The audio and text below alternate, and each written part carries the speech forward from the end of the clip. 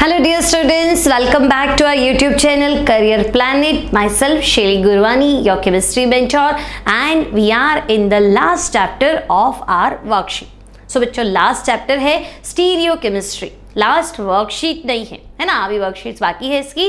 तो ये quick worksheet है स्टीरियो केमिस्ट्री की, ऑब्जेक्टिव क्वेश्चन है, 5 मिनट में करनी है। मैं एक्सप्लेन करूंगी तो 10 मिनट होंगे, आपको अपने आप करनी है, सिर्फ 5 मिनट में कंप्लीट करनी है। ठीक है, तो फटाफट स्टार्ट करते हैं बच्चों। So question number 1, which of the following is not involved in the branch of stereo chemistry.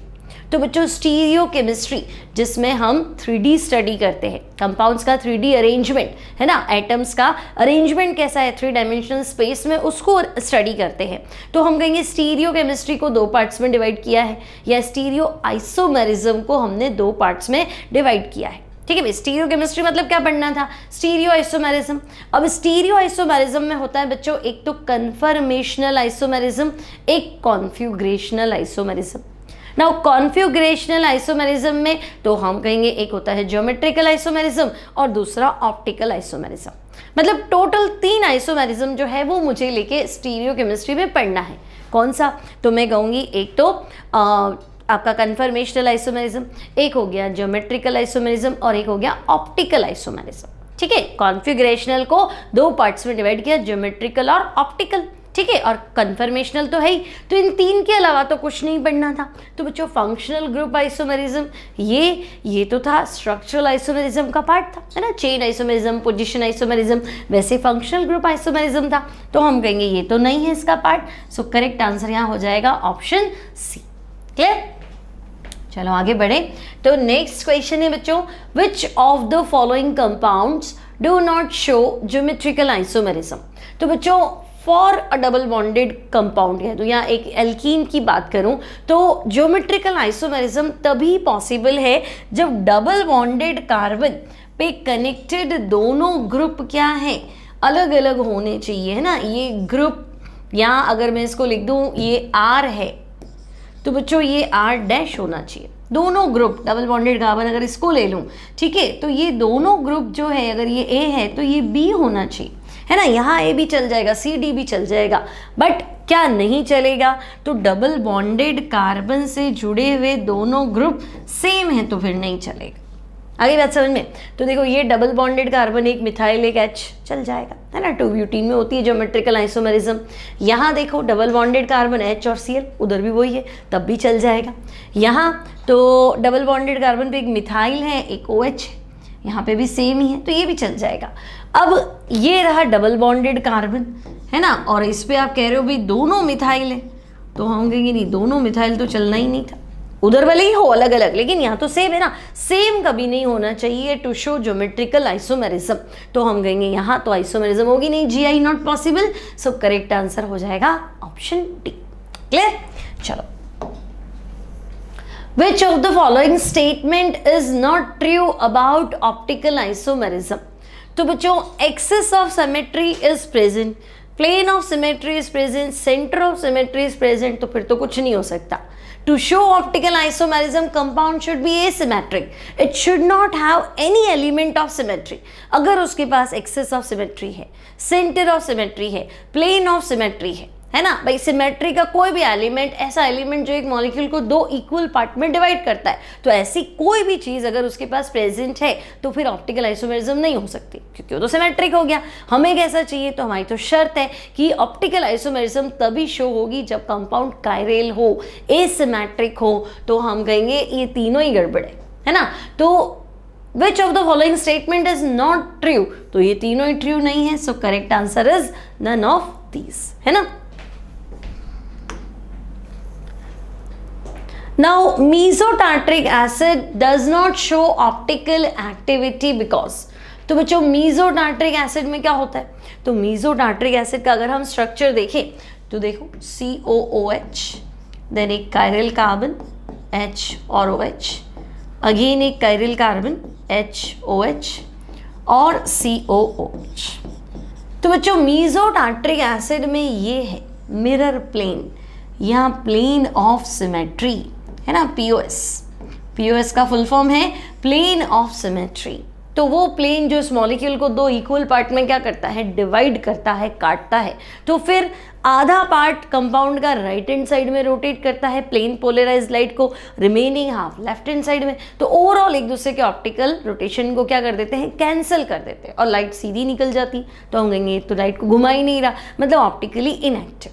तो क्यों, तो मैं कहूंगी प्लेन ऑफ सिमेट्री है मीसो टार्ट्रिक एसिड, इसलिए ऑप्टिकल आइसोमेरिज्म शो नहीं करता है।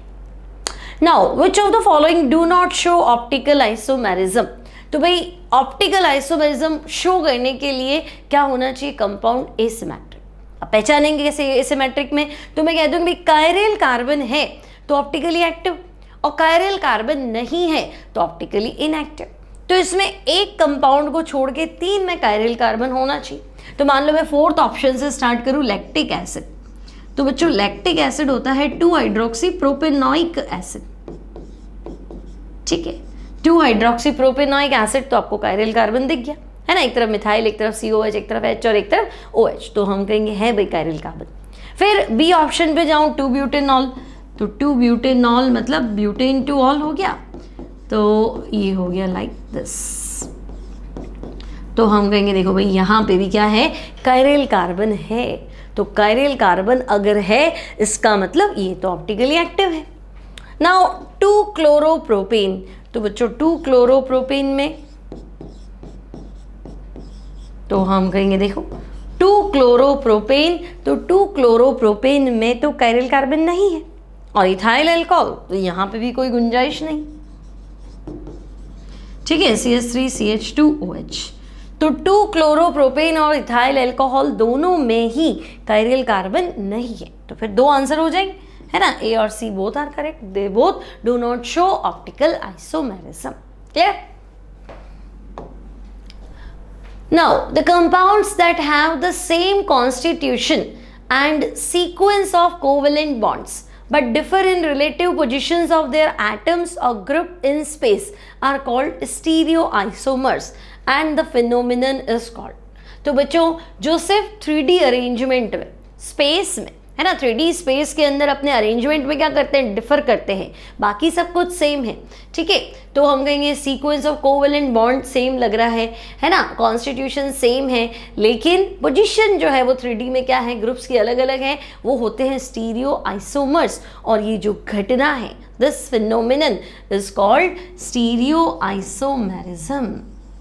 तो यहाँ आपका आंसर हो जाएगा स्टीरियो आइसोमेरिज्म।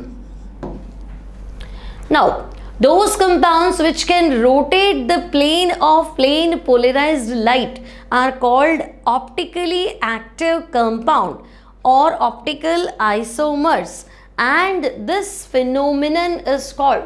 तो बच्चों जो लाइट को रोटेट करेगा वो ऑप्टिकली एक्टिव, और इस फिनोमिनन को क्या कहेंगे, optical isomerism, part of stereo isomerism. तो यहाँ हमारा आंसर होगा optical isomerism. So correct answer will be optical isomerism. Clear?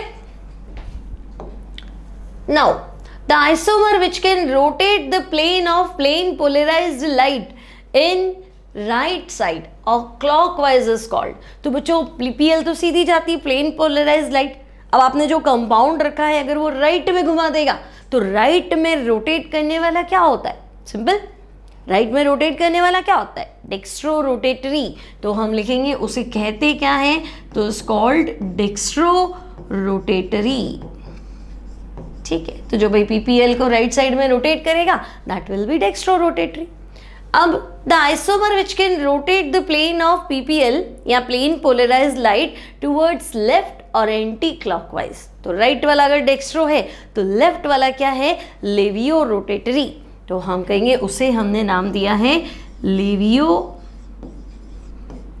Rotatory, ठीक है। तो सिंपल है ना। यहाँ हमारी शीट कंप्लीट हुई, मिलेंगे नेक्स्ट शीट में, तब तक पढ़ाई कीजिए, खुश रहिए, अपना ध्यान रखिए।